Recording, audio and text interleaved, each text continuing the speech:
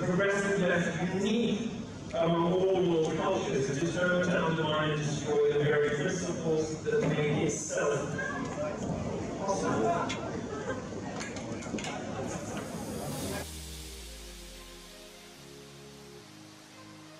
Hello everybody, welcome back to the Political Trends YouTube channel. In today's video we will be looking at the very best Milo Yiannopoulos moments. But first, make sure to leave a like on the video and subscribe to the channel. Click the bell too so that you can get notifications every time we upload a brand new video. Now let's get right into it. Number 1. Here we have more of Milo being absolutely outrageous once again. Here he was doing an interview with Vice and he was asked about his parents and well, he said some very crazy things. Have a look. Parents still alive? Unfortunately. Well, I can't really ask for a better answer than that. No, I just find them really boring, and it's this sort of thing where you're supposed to like respect and love your parents, and I'm like, okay, fine, I will. Come on, you're a conservative. Exactly. So I have all this pressure on me to be nice to my mom and dad, and actually they're just really boring, and my mom was a complete cunt, so yeah. Who cares?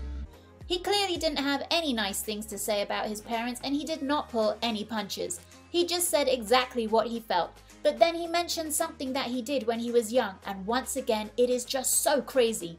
Stuff, I was a little shit, I probably deserved it. You set fire to things. Microwave the cat once. You literally just explained everything about yourself in one very short sentence. No, but the cat, I felt like the cat was getting more attention. I'm sorry, you felt like the cat was getting more attention, so you put it in the microwave. Is that true? But I was... Honestly, I have nothing to say about that. Absolutely speechless at this point. As I have mentioned already, Milo is quite the character. Number 2. In this clip, Milo was getting interviewed about some recent tweets he wrote that were aimed towards the Ghostbuster cast. One of those tweets included him saying that the cast was fat and ugly. You can see that the interviewer was starting to get really angry. Take a look. You wrote a scathing review about Ghostbusters. I thought it was quite measured. It's just that everybody else was lying that they liked the movie when nobody really did. And then what happened? So I exchanged some words with Leslie Jones, one of the leads, who I was unimpressed with. Like I was unimpressed with all of them. I cracked some jokes. I was mean and bitchy, like I always am. And if I crack a few jokes at a Hollywood megastar's expense, so what? So I printed out a couple of those, just go right ahead. Okay, so I posted them. I'm sure I'm fine. So yeah, I said the women in it were fat and ugly and fat, and they are. As you can see, Milo is double downing on all of his opinions, not even apologizing to the cast for the words he said. This just goes to show that when Milo Yiannopoulos has an opinion, he won't let go of it. Fat and ugly and fat, and they are, and I'll tell you why I find this problematic. We've started to marginalize traditional beauty standards, you know. Now what we're expected to do is to celebrate body positivity and you know, that it's okay to abuse their bodies, to run the risk of horrible diseases and awful chronic conditions and to die sooner. That's horrible. What I'm trying to do is draw attention to a critique of what's happening in mainstream beauty culture, and that comes from compassion about what the messages we're sending to young girls. So is that compassionate though, saying they're fat, ugly? The piece comes from compassion. I mean, this is just a little bit, this is a... Number 3. You keep attacking Rebecca's work quite personally, and you said that she likes to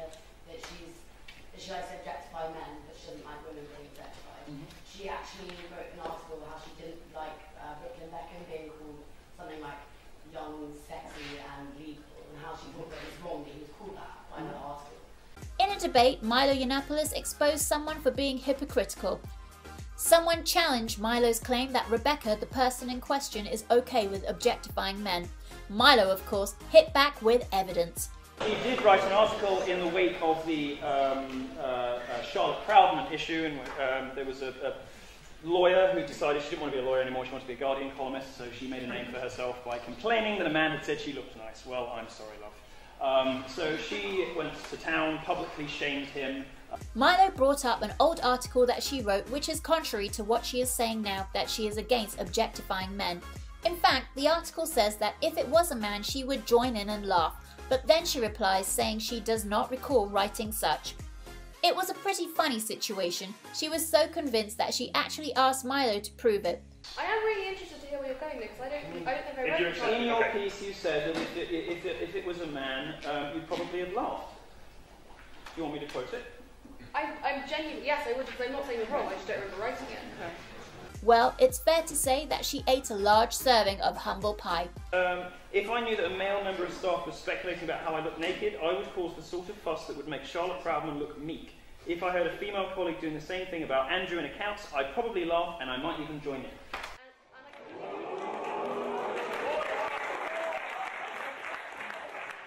Milo did indeed have the article and read the exact snippet, and it caused an incredible roar in the room. Rebecca was defenseless at this point. She would definitely have a tough time wriggling out of this one. Number 4. Here you will see Milo Yiannopoulos replying to an interview with ABC News, and his responses were unique.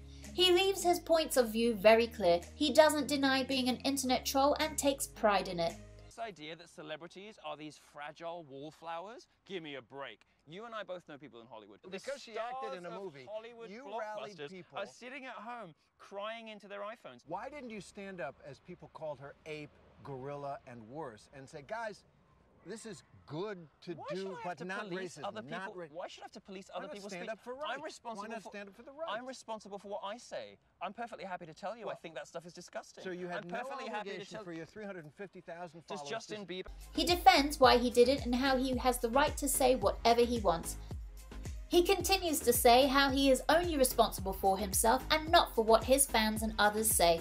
Then he says this. Somebody's body? Yeah. To denigrate their ideas? What grade are you in? Seriously? No.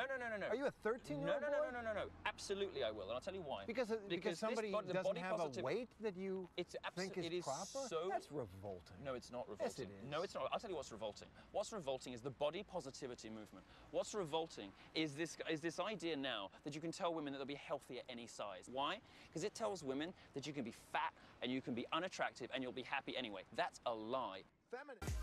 Number 5. Milo was taking questions at an event he was speaking at, and one of the things an audience member said made him so happy.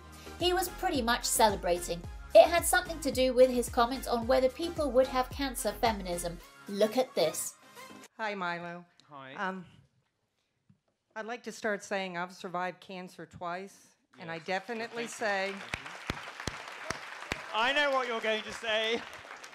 And so does everybody else, but say it anyway.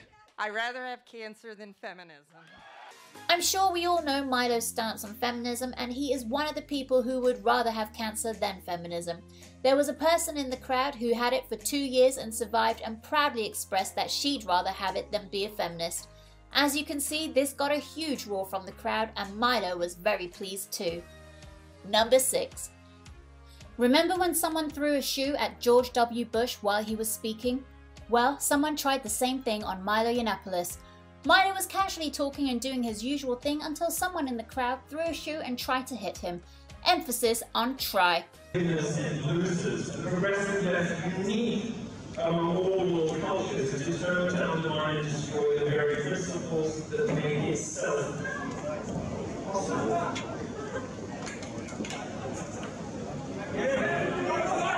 Whoever threw that shoe clearly doesn't play baseball. It was truly a diabolical attempt. Milo took notice of it and just had to comment on it, and what he said must have rattled the person gunning for him and made the rest of the crowd laugh. He just had to point out to everyone how bad that aim was, and that because of that terrible aim he has nothing to worry about. The crowd were loving it.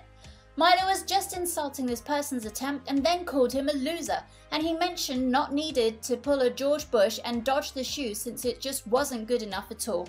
Once again to the whole crowd's amusement. Number 7. So here we can see Yiannopoulos is giving what seems to be a speech, and he gets told how he is a white supremacist. He got very mad at the fact that he was getting called a white supremacist. And you should also go and listen to feminists, and you should go and listen to Black Lives Matter activists, and you should work out who you like the best at the end of it. Now, the problem is you're listening to bad sources because you come here and you have sort of under your breath almost, not as loudly as you said anything else, but under your breath you sort of said, oh, white supremacists, blah, blah, blah. You kind of wanted to get it under the radar. You wanted to say it without me having an opportunity to dispute it. F*** you. How f***ing dare you call me a white supremacist? In this second part is where his response stands out, and this is where it gets... just listen for yourself. The amount of black that's been in my mouth. It's really... I must be the most self-loathing white supremacist in the world. The crowd and the moderator laughed, and the man asking him questions was left speechless. Those are just a few of some incredible Milo Yiannopoulos moments. Tell us your favourite down in the comments below. Thank you guys for watching. If you enjoyed the video, then make sure to leave a like on the video and subscribe to the channel for more content like this and much more. Turn on notifications too so that you don't miss any future videos. We'll see you guys next time. Until then, take care.